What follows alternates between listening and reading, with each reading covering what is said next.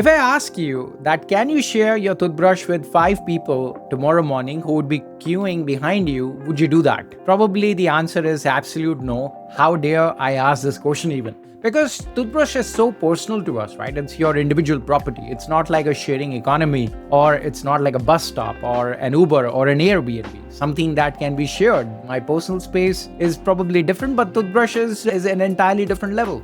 In today's discussion, I am talking about Web3, which runs on similar lines as we continue in this discussion, you will see. Since a lot of us are also new to this concept of Web3, so I'll start with the discussions around that. And then I'll slowly, gradually show you how Web3 is kind of revolutionizing things that you actively might not be even aware. Let's dive right into it. But before I get into these depths of Web3, as I was mentioning, let's first understand what is Web1 and Web2. Web1 is essentially the introduction of internet. So I'm talking about 1990 when websites started coming up and you as a user would go online, look at the website, consume knowledge, and come back. You would use platforms like MSN as well, where the interaction was more or less consuming knowledge. So consumption was the only way you could go on internet and come back. Then came the world of Web 2, which is where we live today as well. So it was introduced somewhere around 2004, where websites like Facebook came in and Instagram, which kind of completely changed our lives. I remember my times that when I looked at my Facebook profile for the first time with my huge name written on the profile, it gave me a different high. And so much control over information in terms of sharing, commenting, that I could go and edit and so on, was a different level of happiness and interaction with people who I met after maybe 20 years from my childhood time. This is all the world of Web 2 we live in, and Web 3, the difference is really ownership. So it's obviously all Web 1, it's obviously all Web 2. In Web 3, things kind of changed. If you've heard about things like cryptocurrency, blockchain, decentralized economy, all these are part of the Web3 feature.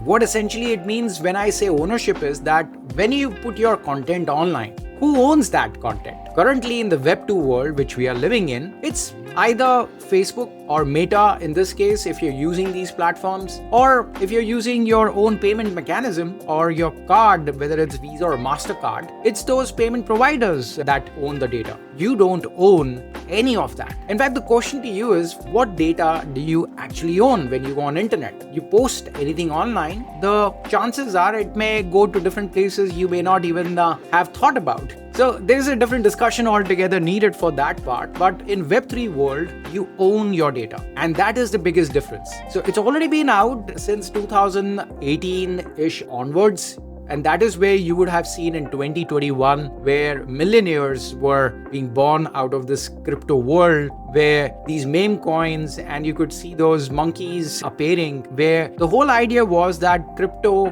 Web3 is going to revolutionize these meme coins, these NFTs that are actually, digital assets that you can own and you can trade for them and earn value. So whole idea was that all this digital economy that we create, everything can be owned by every user. This is essentially what Web3 altogether encapsulated is really. Now, if I talk about the tokenization aspect of blockchain, then by 2030, 2032, it could be controlling 10% of the world's GDP. So it's a massive change that is coming soon in front of us. But this podcast is not about blockchains and cryptocurrencies and decentralized economy. It is about how it is being used in the world of marketing. And I want to talk about two great phenomenal brands from very diverse sectors using it already. My number one brand that I want to bring today in the discussion is Starbucks. Now, I'm sure you would have heard about Starbucks' great loyalty program, which is about 75 million users contributing to about half of its US revenue. That's how massive this program is. Now, in December 2022, Starbucks marketing team decided to come out with an enhanced version of their loyalty program called Starbucks Odyssey. Now, in this Odyssey program, the users or the members weren't really informed that it's a Web3 or blockchain and so on. The whole discussion with the members was that this is an Odyssey program where you can own online stamps within the ecosystem. So these stamps would allow you as a currency to exchange for real world rewards. So you could exchange this for new products, go and visit the Starbucks Reserve roasteries. and many more things. Members for certain time enjoyed this benefit because it was targeted at youngsters, now the Gen Zs, now as loosely we call it. The insight was that these Gen Zs or the members that Starbucks has, they want to be a part of the ecosystem. They want to participate. They don't just want loyalty benefits and rewards. So the thinking was more or less right from the marketing team that let's introduce this Odyssey program that really involves people in such a way that they feel immersed. Although the program was made to sunset in somewhere around April 2024, and the critics obviously came out saying that it was a failure. But it was not really a failure. I will really sort of emphasize on that because someone dared to first of all test this technology into such a consumer-driven brand. And that even Starbucks, a lot of brands would not try this at all because there are so many chances of failure. So yes, they did not succeed at the level they were anticipating, but there was so much of rich information that I'm sure Starbucks is going to come out with a loyalty program soon, which is going to really swamp the market. Already, they have been so successful in loyalty rewards. So it's not a failure. The second brand that I want to talk about is Reddit. The ecosystem is creating so much of noise now that a lot of users now go on Reddit to learn about different questions, be a part of a community, and talk about it. I'm sure you are a Reddit user. If you're not, then you must definitely try Reddit because it's such a great community platform. It is changing the way we interact with each other. But coming on to the point where I'm connecting it with Web3, so somewhere in early 2023, Reddit decided to come out with digital avatars. They called it collectible avatars in that sense. Now, first hang on here because the reason I brought this into discussion is that it's a community platform. Normally, users, when they go on this platform, they don't like to see traditional advertisements. So as an instance, if you're on Facebook or any other social media platform, you will see ads appearing in your scroll that at times it's frustrating. And Reddit is not exactly the same ecosystem. And Reddit knows that very well. So what they decided to do was come out with these avatars that people can actually own. So 16 million people ended up having a Reddit avatar, which is actually their mascot called Snoo, a variation of it. All these Snoo's variations were designed by actual designers. People loved it, and Reddit tanked over $30 to $32 million just from this initiative. Now, one may say that, okay, their ad revenue is quite larger than that, and where does it stand? But the point here is not comparing it against the huge ad revenue that they have, or in general, ad revenues can be so massive. It is really about opening up a new vertical that was non-existential literally at that point of time. And this is not many years back. I'm just talking about 23, 24. So it's very recent as well. So this new opportunity that Reddit tapped into is something that you will see that gradually Reddit will start introducing it, and many other ecosystems and platforms are also trying to do this as well. So once again, the reason to bring this digital avatar is that digital avatar is not digital, it's actually an NFT. The moment you start saying these new terminologies like NFTs or cryptos, these platforms, at least these brands, know that people will find it very alien and they will sway away. Chances are that they will not get into the discussion and they will find all these terminologies almost like coming from a Superman movie. Because the last time I actually heard crypto was in Superman. But yeah, here you go.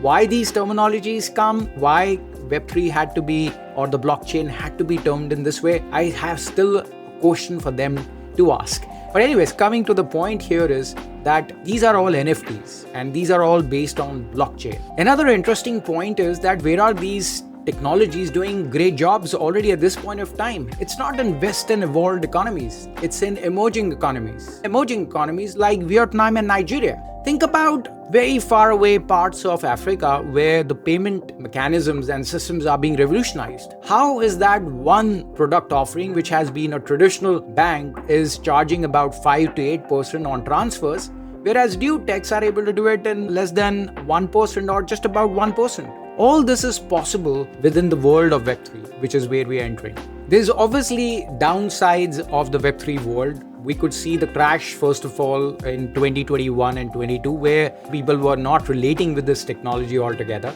And there were lots of doubts and there were lots of frauds. Even earlier this year, in 2025, we could see Melania Trump's dollar millennia meme coin that skyrocketed to about $13. People made millions and millions out of it even before the coin was launched.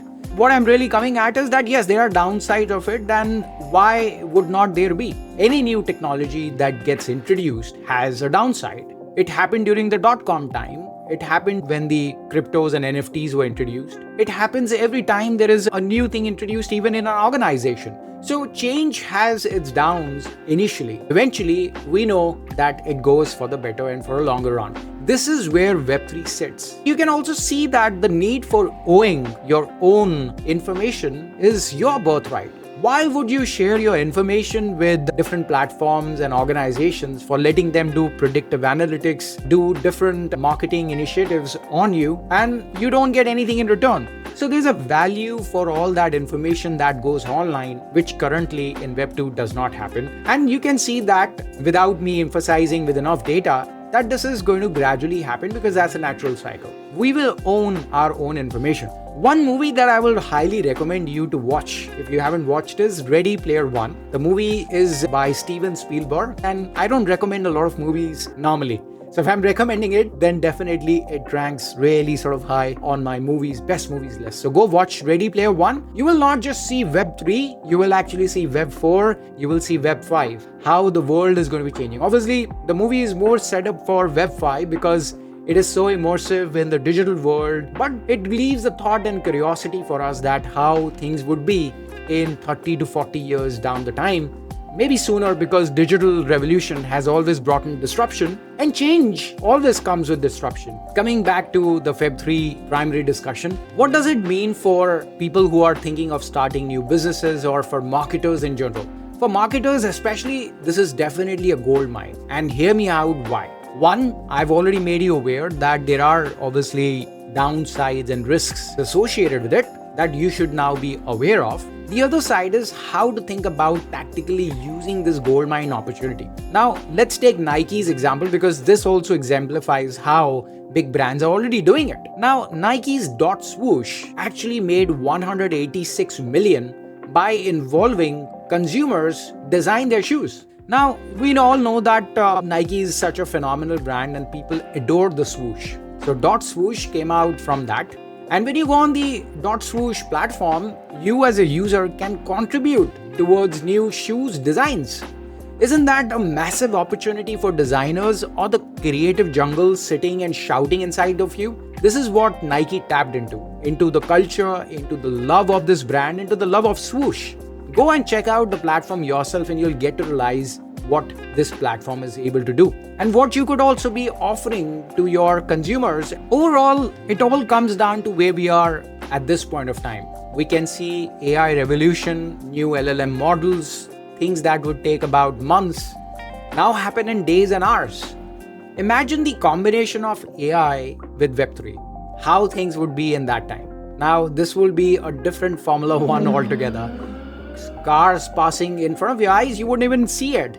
Where I'm coming about the speed and technology part is the possibility of these worlds together. That is the reason I mentioned about Web4 and Web5, which is obviously very far away because we are still waiting for Web3 to come. But I hope this leaves a seed inside you to wonder what was Web1, where we are going to be in Web5, and how the world is going to be when the world of Web3 comes into the mainstream, where you and I will own every bit of information that we put online. Imagine you getting paid for your information. Imagine LLMs paying you for the value of the information that you give to these models. This is the power of Web3. Because now you will own your data, companies would come and pay you. You will become a creator or an influencer in that shape by default. It's going to be a better world, I would say, when the Web3 comes, but there'll be a lot of downs, of course. But this is how life is, isn't it? We evolve with time. I'm sure we will evolve, all of us together. First, let's battle the AI and the new techs that are changing on a daily basis. But Web3 is already happening at parallel. So go have a good look at it, what exactly it is. I hope you enjoyed today's podcast because the whole aim of the marketing guy is to come out with new trends, new insights that help you and me to discuss about. Before the next episode, I want you to take very good care of yourself. My name is Rachit Kapoor and you have been listening to The Marketing Guy.